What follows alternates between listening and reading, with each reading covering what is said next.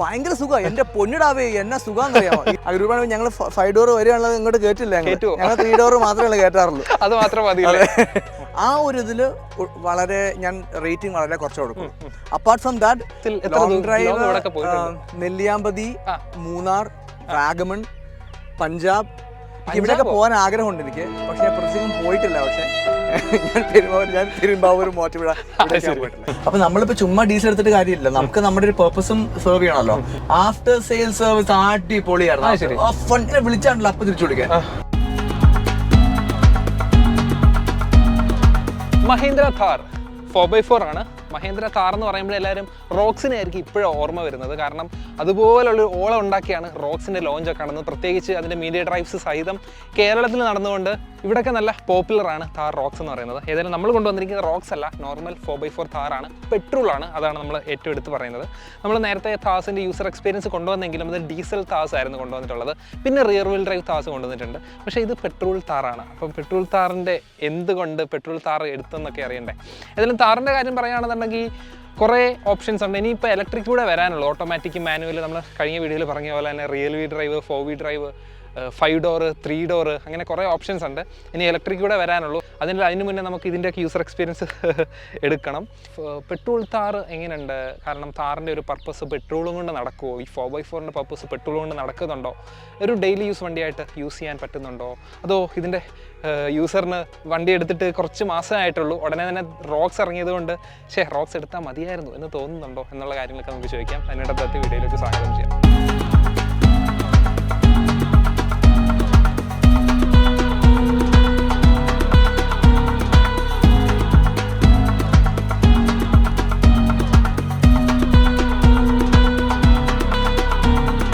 Okay, നമ്മുടെ Thar petrol 4x4ൻ്റെ user ഇതാണ്. Hi bro. ഹായ്. വെൻഡ്രു. ഓക്കെ ബ്രോ, എന്ത് ചെയ്തു? ഞാൻ ഇൻഫോപാക്കിലെ കമ്പനി ജോലി ചെയ്യാം. ഓക്കെ, കൂടാതെ ഒരു കണ്ടന്റ് ക്രിയേറ്ററോടാണ്. ഇൻസ്റ്റാഗ്രാമിൽ കയറി നിങ്ങൾക്ക് കോണ്ടന്റ്സ് ഒക്കെ കാണാനായിട്ട് സാധിക്കും. നമ്മൾ താഴെ ലിങ്ക് കൊടുത്തേക്കാം. അപ്പോൾ നമുക്ക് താർ പെട്രോൾ എടുത്തതിൻ്റെ പിന്നിലെ കുറച്ച് കാര്യങ്ങളാണ് അറിയേണ്ടത്. ഓക്കെ, സത്യം പറഞ്ഞ ഡീസലിന് അത്ര ഓട്ടോ ഒന്നും എനിക്കില്ല. പൊതുവേ ഡീസൽ എടുക്കുന്നവരൊക്കെ ഓട്ടോ ഉള്ളവരാണല്ലോ കൂടുതൽ എടുക്കാറുള്ളത്. എനിക്ക് ഓഫീസിൽ പോകണം, അടുത്തൊക്കെ പോകണം, അതുകൊണ്ട് മാത്രം വലിയ ഓട്ടോ ഇല്ലാത്ത കാരണം ഇവിടെ ഞാൻ ചോദിച്ചപ്പോൾ എല്ലാവരും പറഞ്ഞു 1000 കിലോമീറ്റർ കുറവ് ഒരു മാസം ഓടുന്നവർക്ക് പെട്രോളിന് ഏറ്റവും നല്ലത്, അല്ലെങ്കിൽ മുതലാവില്ല എന്ന് പറഞ്ഞു. അതുകൊണ്ടാണ് ഞാൻ സത്യം പറഞ്ഞ പെട്രോൾ എടുത്തത്. ഓക്കെ, അപ്പം കുറേ കാര്യങ്ങളുണ്ട്. പെട്ടെന്ന് ഒറ്റയടിക്ക് താറിന്റെ ഒരു കാരണത്തിൽ ഒതുങ്ങത്തില്ലെന്ന് എനിക്കറിയാം. കാരണം കുറേ കാരണങ്ങൾ കാണും താർ എടുക്കാൻ വേണ്ടിയിട്ടുള്ള. എന്തൊക്കെ കാര്യങ്ങളാണ് താർ എന്നൊരു വണ്ടിയിലോട്ട് വരാനായിട്ടുള്ള കാര്യങ്ങൾ? എനിക്ക് ആദ്യം താർ എന്ന് പറയുമ്പോൾ എനിക്ക് അത്ര ഷോ താർ എന്നൊരു വേറെ ലെവൽ ഷോ ആണ്. അത്രേ ഉള്ളൂ. അതും 4x4. ഇപ്പൊ നേരത്തെ 2015 മോഡലിനൊക്കെ 4x4 മാത്രം ഉണ്ടായിരുന്നു, RWD ഇല്ല. ഈയിടെയാണ് ലാസ്റ്റത്തെ മോഡലാണ് RWD വന്നത്. ആ 2020 ഇത് ലോഞ്ച് ചെയ്തപ്പോൾ തന്നെ എനിക്ക് ഇതിന്റെ സ്റ്റൈൽ ഭയങ്കര ഇഷ്ടപ്പെട്ടു. ഒരു റാംഗ്ലർ ടൈപ്പ് മോഡലുണ്ടായിരുന്നു. എനിക്ക് അതെനിക്ക് ഭയങ്കരമായിട്ട് ഇംപ്രസ് ചെയ്തൊരു കാര്യം ഇതിനകത്ത്. പക്ഷെ അന്ന് എനിക്ക് സാമ്പത്തികമായിട്ട് ഇത്ര പ്രശ്നം കാര്യമൊക്കെ എടുക്കാൻ പറ്റിയില്ല. പിന്നെ 2024 എനിക്ക് സത്യം പറഞ്ഞാൽ എടുക്കാനുള്ള ഒരു സിറ്റുവേഷൻ വന്നത്, സാഹചര്യം വന്നത്. അപ്പൊ ഞാൻ അപ്പൊ തന്നെ 4x4 എടുത്തു. വേറെ വണ്ടികളിലോട്ട് ഒന്നും നോക്കിയില്ല? ഞാൻ വേറെ ഒന്നും നോക്കിയില്ല. എനിക്ക് ഒറ്റ ഇത് താറ് തന്നെയായിരുന്നു. അപ്പനടുത്ത് ഞാൻ പറഞ്ഞു എനിക്ക് താറ് വേണം. അപ്പൊ ധൈര്യം എടുത്തോളാൻ പറഞ്ഞു. അങ്ങനെയാണ് ഇതിലേക്ക് പോയത്. താറ് തന്നെയായിരുന്നു ഉദ്ദേശിച്ചത്, വേറെ ഒന്നും നോക്കാതെ ഇല്ല. പിന്നെ 4x4 എടുക്കാൻ കാരണം എന്ന് പറഞ്ഞാൽ ഞാനിപ്പോ RWD എടുക്കുവാണെങ്കിൽ ആൾക്കാർ പറയും 17 ലക്ഷം രൂപ മുടക്കിട്ട് RWD ആണ് എടുത്തത്, എന്താണ് 4x4 എടുക്കാണ്ടിരുന്നത് ചോദിക്കും. എന്തിനാ ചെറിയ എന്നാ 4x4 എടുത്ത് ആ പ്രശ്നം ഉണ്ടാവില്ല. എന്നിട്ട് 4x4ന്റെ യൂസ് എന്തെങ്കിലും ചെയ്യേണ്ടി വന്നിട്ടുണ്ടോ ഇതുവരെ? പിന്നെ ട്രിപ്സും എല്ലാം ഉണ്ട്, ചെയ്യാറുണ്ട്. അപ്പൊ പിന്നെ 4x4 യൂസ്ഫുൾ ആവും. അതെ. അതുപോലെ വേറൊരു കാര്യമാണ് താർ റോക്സ് ഇറങ്ങിയത്. എന്റെ അടുത്ത് സത്യം പറഞ്ഞ താർ റോക്സിന് കുറെ ചൊറിഞ്ഞായിരുന്നുണ്ടോ, ഇത് പഴയ താറായല്ലോടാ, ഇനി എന്നാ ചെയ്യും, ഇതിനൊക്കെ വില പോയില്ലോ എന്നൊക്കെ പേരുണ്ട്. പക്ഷെ എന്നെ അത് ബാധിക്കാറില്ല. കാരണം എനിക്ക് റോക്സിൽ എനിക്ക് പർപ്പസ് തന്നെ സെർവ് ചെയ്യുന്നില്ല. എനിക്ക് ഞാൻ മാത്രമേ ഉള്ളൂ ഓടിക്കാൻ വേണ്ടി. അപ്പോൾ റോക്സ് ഇറക്കിയത് തന്നെ കുറച്ചുകൂടെ ഫാമിലി ആയിട്ട്. അപ്പോൾ എനിക്കതില്ലാത്ത കാരണം പിന്നെ എനിക്ക് ഇത് തന്നെ ധാരാളമായി എനിക്ക് തോന്നി. അത്രേ ഉള്ളൂ. അപ്പം താർ റോക്സ് ഇറങ്ങിയപ്പോൾ വിഷമം തോന്നില്ല? പക്ഷേ കുറച്ചുകൂടെ, കാരണം ഇത് എടുത്തിട്ട് ഇപ്പം 3 months അത്ര, ഞാൻ 4 മാസം. അപ്പം ഞാൻ എടുക്കാൻ നേരത്തെ എന്നോട് ചോദിച്ചായിരുന്നു അവര്, ബ്രോ റോക്സ് ഇറങ്ങുന്നുണ്ട്, അപ്പൊ ഒന്ന് വെയിറ്റ് ചെയ്യണോ ചോദിച്ചിട്ടുണ്ടായിരുന്നു. അപ്പൊ ഞാൻ പറയും എനിക്കതിന്റെ ആവശ്യമില്ല. പിന്നെ ഞാൻ വിചാരിക്കുന്നത് റോക്സിന് വില കൂടുതലായിരിക്കും. ഞാൻ 30-35 ലക്ഷമാണ് ഞാൻ പ്രതീക്ഷിക്കുന്നത്. എന്റെ അത്ര ബഡ്ജറ്റും ഉണ്ടായില്ല. പക്ഷെ ശരിക്കും റോക്സ് ഇറങ്ങിയപ്പോഴാണ് ശരിക്കും പറഞ്ഞാൽ ഞെട്ടിച്ചത്. സത്യം പറഞ്ഞ ഞെട്ടിച്ച അത് സത്യം പറഞ്ഞാൽ എനിക്ക് ഞെട്ടിച്ചു. കാരണം ഞാൻ ഇതെടുത്ത് അത്യാവശ്യം മോഡിഫൈ ചെയ്ത ഒരാളാണ്. ഇപ്പോഴത്തെ റോക്സ് ഇറങ്ങുന്നത് തന്നെ ഓൾറെഡി ഇറ്റ്സ് മോഡിഫൈഡ്. അതെ അതൊരു വലിയൊരു ഇതായിരുന്നു.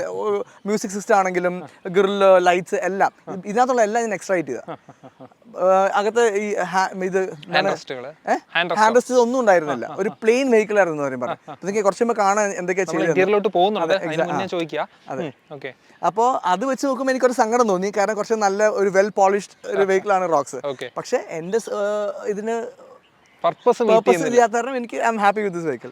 ഓക്കെ, അതുകൊണ്ട് താർ റോക്സിന്റെ പേരിൽ യാതൊരു വിഷമവും ഇല്ല. ഒട്ടുമില്ല.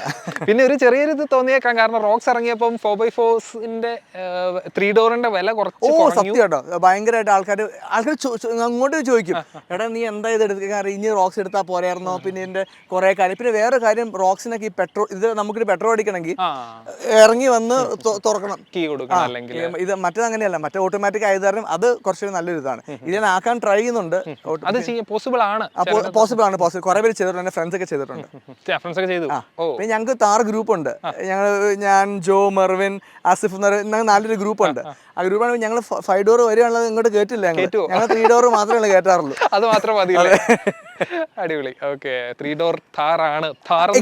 Thar is known for 3 door. അപ്പൊ ഇത് എന്റെ ഇതാണ്. വേറെ ആൾക്കാർ പലതും പറയായിരിക്കാം. പക്ഷെ എനിക്കിപ്പോ റോക്സ് എടുക്കുന്ന സ്കോർപ്പിയോ ആണെങ്കിൽ എനിക്കൊരു വ്യത്യാസം തോന്നിയിട്ടില്ല. സെയിം പേർപ്പസ് ആണ്. XUVs ആണ്, സെയിം പേർപ്പസ് ആണ്. പക്ഷെ ഇത് 3 ഡോർ ആകുമ്പോൾ ഇതിൽ വേറെ ഒരു ലെവൽ ഒരു ലുക്കാണല്ലോ. ലുക്ക് മാത്രമല്ല മറ്റു കുറെ കാര്യങ്ങളുണ്ട്. ഏതായാലും നമുക്ക് വണ്ടിയുടെ അടുത്തോട്ട് പോയിട്ട് മറ്റുള്ള കുറച്ച് കാര്യങ്ങൾ, ഇപ്പം നമുക്ക് വലിയൊരു വൈഡ് പാർക്കിംഗ് സ്പേസ് കിട്ടിയോണ്ടാണ് നമ്മൾ ഇത്രയും ദൂരെ നിന്നൊക്കെ വണ്ടിയിട്ട് സംസാരിക്കുന്നത്. വണ്ടി അടുത്തോട്ട് പോയിട്ട് കുറച്ചുകൂടെ നല്ല ഷോട്ട്സ് കാണിക്കാം. സോ ഇനിയും പ്രാക്ടിക്കാലിറ്റി, പ്രാക്ടിക്കൽ വർക്കുകളാണ് ഇത്. കാരണം ഇത് മെയിൻ പ്രൈമറി വർക്കുകളാണ്, സെക്കൻഡറി അല്ലല്ലോ. അല്ല, പ്രൈമറിയാ.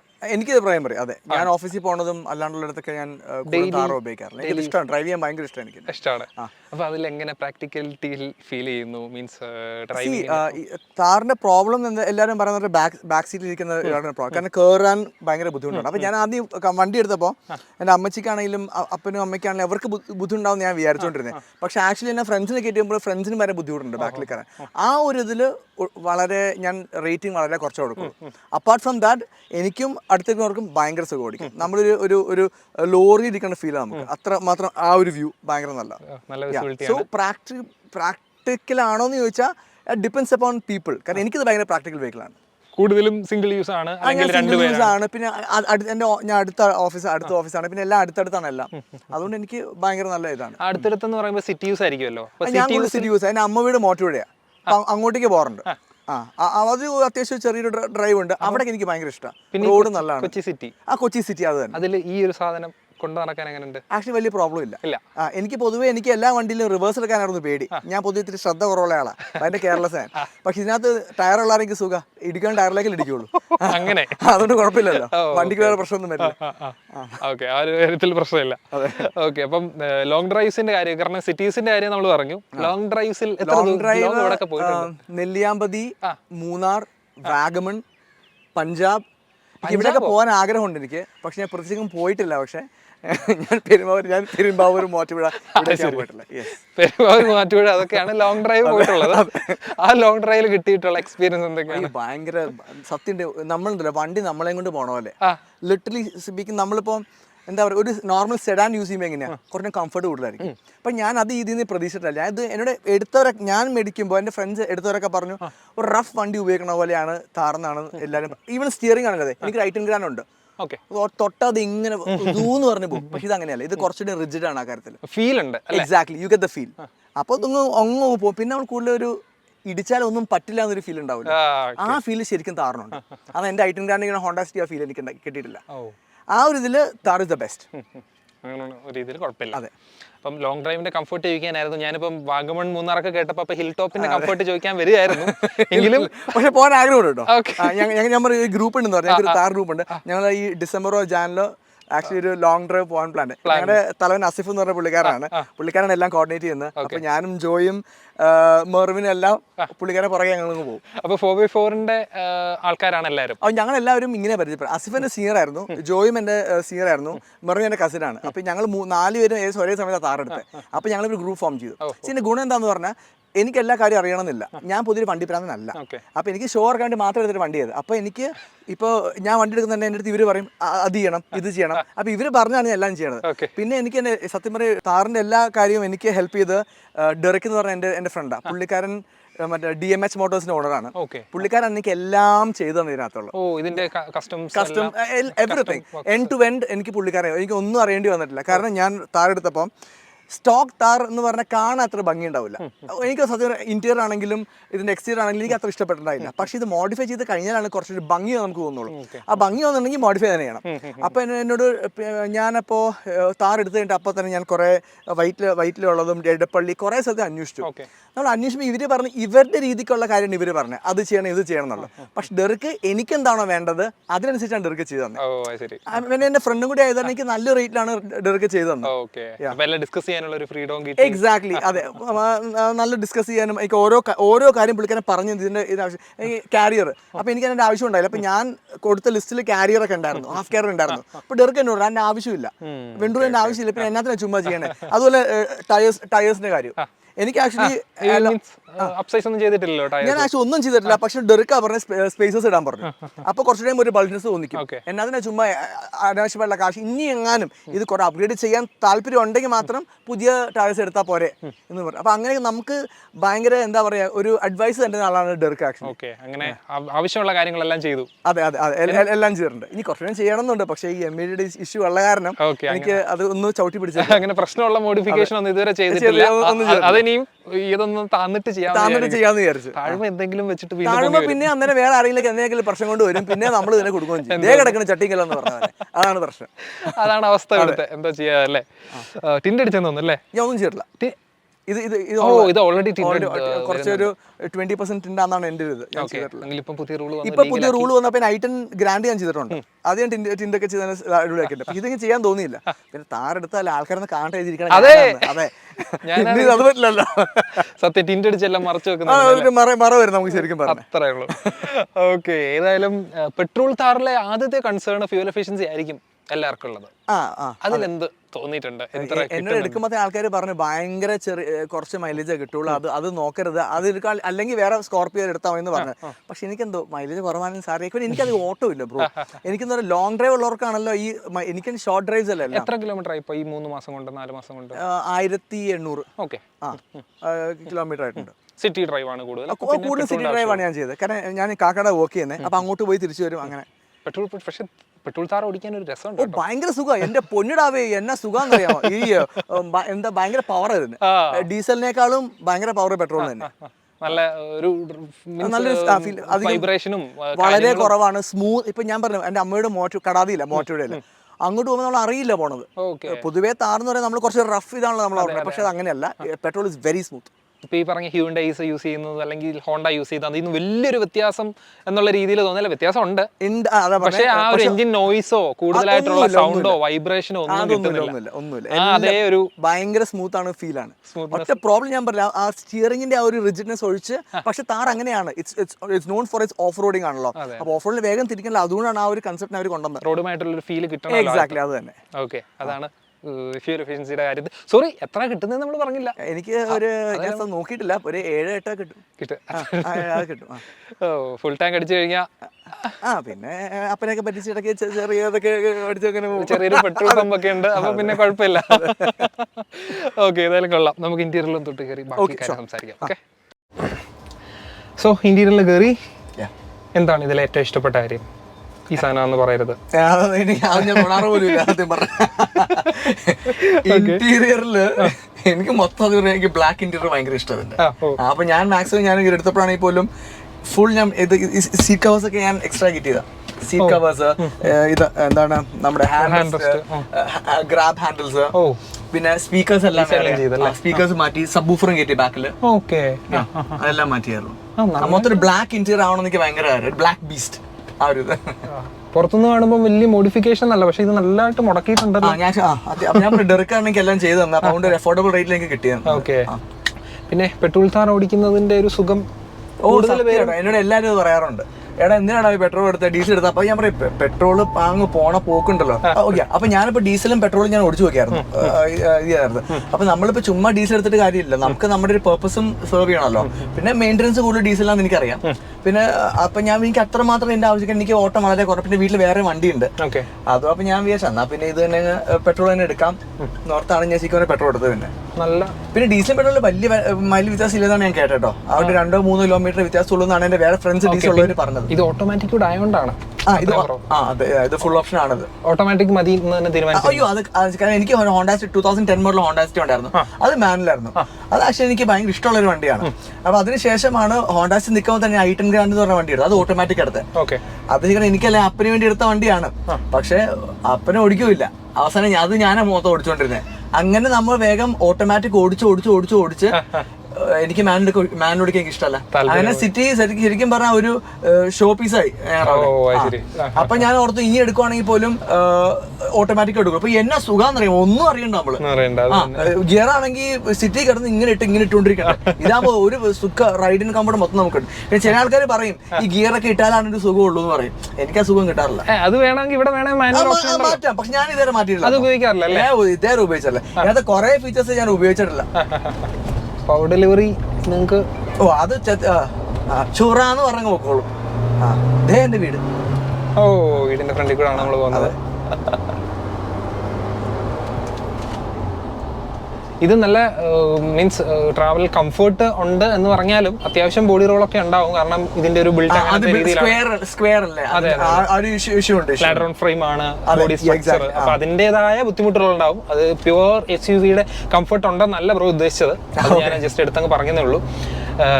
പിന്നെയാണ് ഇപ്പൊ ഞങ്ങള് പെരുമാവൂരിക്ക് ട്രിപ്പ് പോയി ഞാൻ പറഞ്ഞില്ലേ. അന്ന് ഞാനും എന്റെ ഫ്രണ്ട് പ്രവീണും പിന്നെ ബിഞ്ചോ ബാക്കിലിരുന്നത്. പുള്ളിക്കാർക്ക് ഭയങ്കര ബുദ്ധിമുട്ടായിരുന്നു. ഭയങ്കര ബുദ്ധിമുട്ടായിരുന്നു പുള്ളിക്കാരന്റെ. എത്രയൊക്കെ വന്നാലും ആ ഒരു അതാണ് ഈ വണ്ടി ഏറ്റവും വലിയ പ്രശ്നം. പിന്നെ ഛർദ്ദിക്കണം തോന്നിയാൽ ഈ ചില്ലും സാധാൻ പറ്റില്ലല്ലോ, പ്രശ്നം.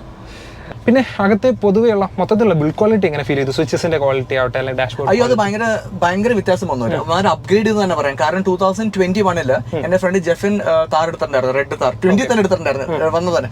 പക്ഷെ അതിന്റെ ബിൽഡ് ക്വാളിറ്റി അത്ര സുഖം ഉണ്ടായില്ല. അതുകൊണ്ട് അവൻ കൊടുത്തു വണ്ടി.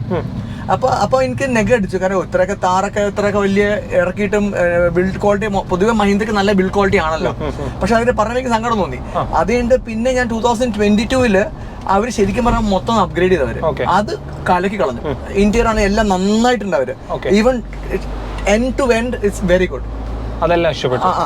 പിന്നെ ഞാൻ പറഞ്ഞു ചില സമയത്ത് ഈ റോക്സ് വെച്ച് നമ്മൾ കമ്പയർ ചെയ്യുമ്പോൾ ഈ ഹാൻഡില് ഇതൊന്നും ഇല്ലാത്ത ഭയങ്കര ഇവിടെയൊക്കെ മൊത്തം ഗ്യാപ്പ് പോകുന്നു നമുക്ക്. ഇപ്പൊ ഞാനിപ്പോ ഇത് എക്സ്ട്രാ KTR-നാണ് ഇത് കുറച്ച് ഭംഗിയായിട്ടിരിക്കുന്നത്. അല്ലെങ്കിൽ മൊത്തം ഒരു ഗ്യാപ്പ് അവിടെ തോന്നണേ. റോക്സ് കണ്ടിരുന്നോ? അയ്യോ, റോക്സ് കണ്ടിരുന്നു. കയറി നോക്കി. അത് വേറെ ലെവൽസ്. പറയുമ്പോ എല്ലാം പറഞ്ഞു. എനിക്ക് സത്യം ഭയങ്കര ഇഷ്ടപ്പെട്ടു. ഞാൻ പറഞ്ഞില്ല ഓരോ കാര്യം, ഈവൻ സീറ്റിന്റെ ഇതാണെങ്കിലും ആ പെട്രോളിന്റെ ഇപ്പൊ നെഗറ്റീവ്സ് എപ്പോഴാ പറയുന്നത് എനിക്കറിയാം. ഇപ്പൊ ഞാനിപ്പോ പെട്രോൾ ഇപ്പൊ ഞാൻ തിരക്ക് പിടിക്കാൻ പോവാ, അപ്പോഴായിരിക്കും പെട്രോൾ അടിക്കാൻ ഞാൻ കയറുന്നത്. അപ്പൊ അവര് ഇറങ്ങി ചുമ്മാ ഒന്നും ഭയങ്കര ബുദ്ധിമുട്ടാണ്. എനിക്ക് പറയാം ഓഫ് ചെയ്ത് നല്ല പാട്ട് ഇട്ടുകൊണ്ട് പോവായിരിക്കും. അപ്പോഴേക്കും ഇതൊക്കെ ഓഫ് ചെയ്ത് അവിടെ പോയി തുറന്ന് മടച്ച് എടുത്തേക്കും തന്നെ നമ്മൾ പകുതി ജീവൻ പോകും. അപ്പൊ അതൊക്കെ മാറ്റിയിട്ടുണ്ട്. റോക്സിലെല്ലാം ഓട്ടോമാറ്റിക്, കംപ്ലീറ്റ് ഓട്ടോമാറ്റിക്. ആ കാര്യത്തിൽ നല്ല കാര്യം ഞാൻ തോന്നിയിട്ടുണ്ട് പലപ്പോഴും എനിക്ക്. ഓക്കെ. പിന്നെ വേറെ നെഗറ്റീവ്സ് എന്തൊക്കെ തോന്നിയിട്ടുണ്ട്? നെഗറ്റീവ്സ് വേറെ തോന്നിയിട്ടുള്ളത് ക്യാമറ ബഗ്ഗോ കാര്യങ്ങളൊന്നും തോന്നിയിട്ടില്ലല്ലോ? ഇല്ല, എനിക്ക് സോഫ്റ്റ്വെയർ ബഗ്സ് ഒന്നും അങ്ങനത്തെ സോഫ്റ്റ്വെയർ ബഗ്സ് ഇതേ എനിക്ക് ഉണ്ടായിട്ടില്ല. Everything was perfectly alright, fine ആയിരുന്നു.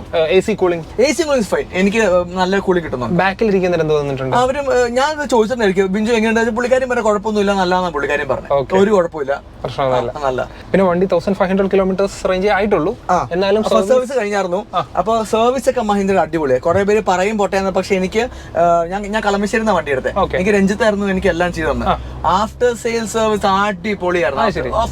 രഞ്ജിത്തിനെ വിളിച്ചാണല്ലോ അപ്പൊ തിരിച്ചു വിളിക്കാൻ. എന്താ ബ്രോ എന്തുണ്ട്, എന്താ ചെയ്യണ്ടേ? ഇപ്പൊ എന്റെ ഫാസ്റ്റ് ടാഗിന്റെ ഒരു കാര്യം ഉണ്ടായിരുന്നു. പുള്ളിക്കാരെ പറഞ്ഞ ഒരു ആവശ്യമില്ല. പക്ഷെ പുള്ളിക്കാരൻ എടുത്ത് ബ്രോ അത് ബാങ്കിൽ പോയിട്ട് പറഞ്ഞാൽ മതി, എല്ലാം സെറ്റ്. അങ്ങനെ ഓരോ കാര്യവും രഞ്ജിത്ത് അന്നേരം പറഞ്ഞു തരും. എനിക്ക് ഭയങ്കര. അപ്പൊ എനിക്കിപ്പോ എന്റെ ഫ്രണ്ട്സിന് ആർക്കെങ്കിലും എടുക്കണമെങ്കിൽ അപ്പൊ രഞ്ജിത്തിന് വരാൻ പറയാം. കളമശ്ശേരി സർവീസിന്റെ വളരെ നല്ലായിരുന്നു.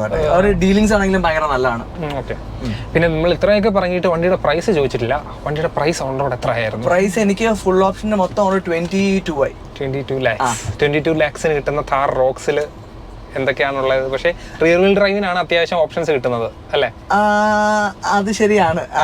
പക്ഷേ റോക്സിന് ഫുൾ ഓപ്ഷൻ വരുമ്പോൾ അത്ര വരുമോ?